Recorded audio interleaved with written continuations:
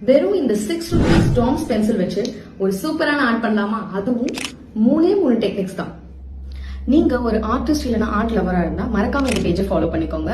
அப்படியே art class details தெரியணும் அப்படின்னா என்னோட பேஜ்ல டிஎம் பண்ணுங்க, கிளாஸ் டீடைல்ஸ் ஷேர் பண்றேன். ஃபர்ஸ்ட் நம்ம அவுட்லைன் கொடுத்துக்கலாம். இங்க ஒரு சின்ன மவுண்டைன் அண்ட் வாட்டர் இருக்கிற மாதிரி நான் வரைய போறேன்.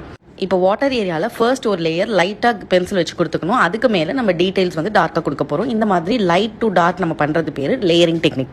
இப்போ டீடைல்ஸ் கொடுக்கறதுக்காக பேரலல் லைன்ஸ் மாதிரி இந்த மாதிரி ஷேட் பண்ண போறோம். இது வந்து லீனியர் ஷேடிங் டெக்னிக்னு சொல்லுவாங்க.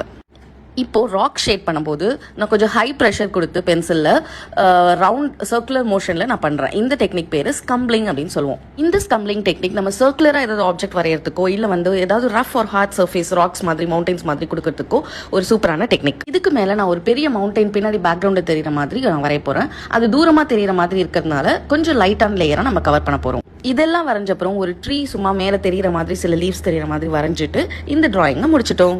ஃபர்ஸ்ட் வந்து லேயரிங், அப்புறம் ஷேடிங், அப்புறம் கொஞ்சம் ஸ்கில்.